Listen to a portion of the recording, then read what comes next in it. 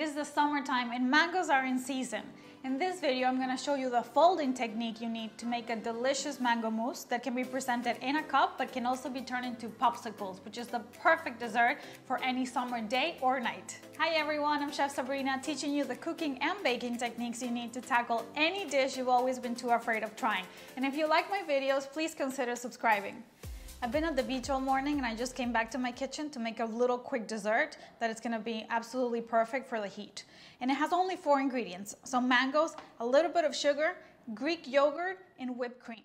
And that's the key of this dessert, is knowing how to fold that whipped cream into the rest of the ingredients to get the best results. And then I'm going to show you 2 ways to present it. One in a cup, which is going to be super great for any dessert that you want to have during the summertime and that you can do ahead of time and then just pop it out of the fridge when you're ready to eat it. But then also how to turn this recipe into popsicles. And it's perfect for the heat. And stick around till the end because I'm going to show you how I decorate them, which is super cute and perfect for kids as well. So let's get started. You can cut your mangoes however you like. I like peeling them, but also another way is just cutting them along the sides of the pith and then doing like a crisscross and then scooping the pulp out with a spoon. But whatever way you like, just be careful because they're slippery. So put the mango pulp in a blender, and you can also use an immersion blender or a food processor, but a blender itself is the best thing that you can use for this. And this, we're gonna add the sugar, and we're gonna blend.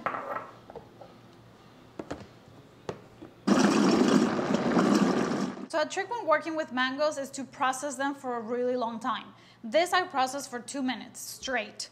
And I used to have a frozen cream shop, like an ice cream shop, and when we used to make our mango sorbet, look at that puree.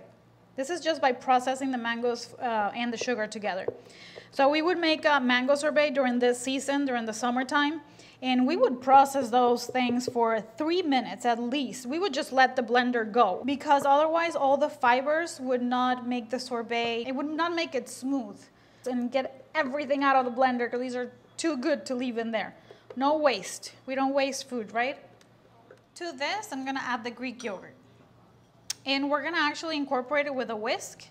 We don't wanna put it in the blender because we don't want to liquefy the yogurt. We want the yogurt to maintain its consistency. This recipe is very versatile. You could add maybe a little bit of lime zest or some mint. And if you wanted to add mint leaves, I would add them in the blender with the mango so that they get processed really well and you don't have like little pieces of big leaves. Even if you chop it, it's not that great. So I'm just gonna incorporate this, or you know, another combination that I love is lime zest and cardamom. And oh, it's delicious. With the mango, it's fabulous. You should try it. But anything that you like, or nothing. I mean, this is perfect the way it is. And that's what I'm gonna do. I'm just gonna leave it like this. But if you wanted to, you know, spice it up a bit, you could, you know, with some cinnamon or anything that you like. Okay, that's it.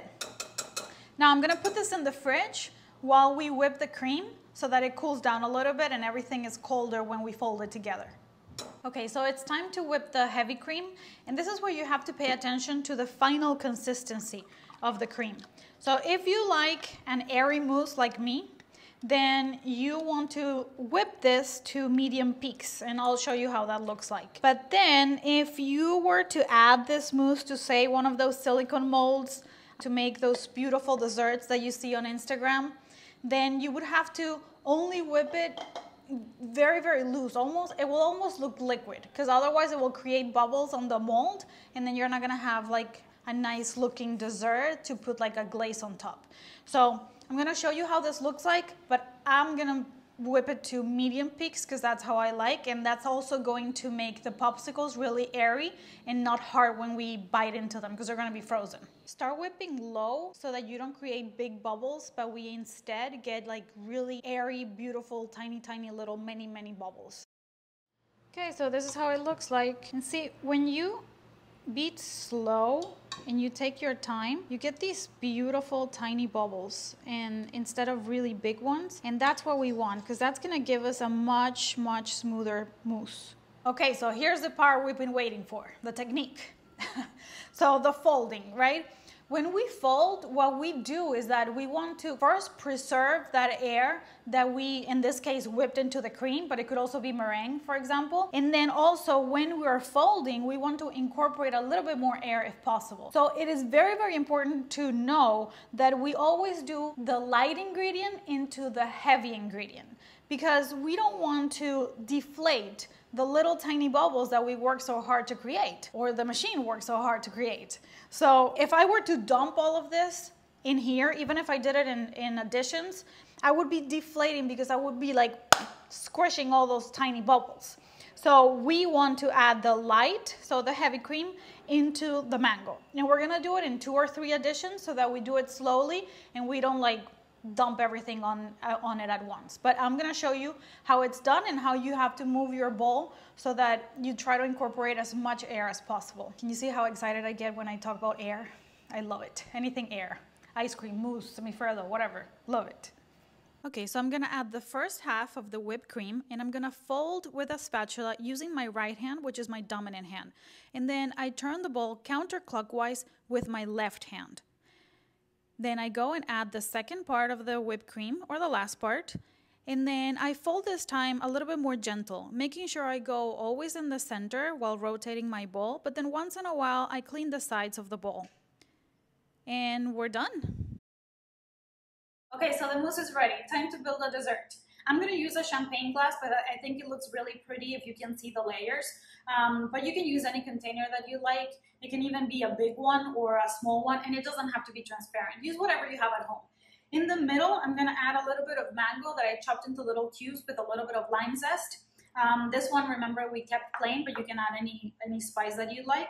And then on top, a little bit of coconut flakes that I toasted in the oven for about like 7 minutes at 375, making sure that you move them around so that they don't burn. All right, and I'm gonna use a piping bag because since it's high, it's tall, it's gonna be a little bit easier, but you can just spoon it inside as well.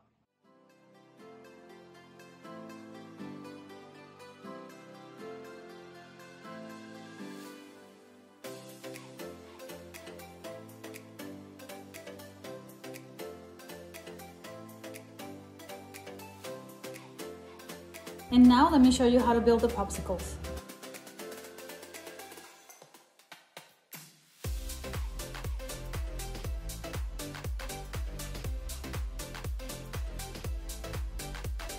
Okay, done. Mousse is in the fridge, popsicles in the freezer for about 2-3 hours, depending on their size. Me, back to the beach for a little bit. And stick around because I'm gonna show you how the popsicles look like when they're decorated. They're just super cute. Beach day is over, but it's time to eat dessert. So here we have our mousses, and here we have our popsicles, which are so cute. Let me show you what I did with them. Okay, so check these out. On these ones, I put a little piece of mango before putting the mousse on, some raspberry jam here, and then these have a white chocolate and a strawberry chocolate coating. And if you'd like to know how to make the hard shell and like crunchy toppings for ice creams, let me know, because like I said, I used to have an ice cream shop, so I know how to make all of that, and they're just so easy. These one also have a white chocolate coating with sprinkles, the same toasted coconut we use for the dessert. These ones have some pistachios. This one is plain but with mint inside, and these are the lime and cardamom that I mentioned that I really, really love. So if there's any technique that you'd like to learn from cooking or baking, let me know. Thanks for watching.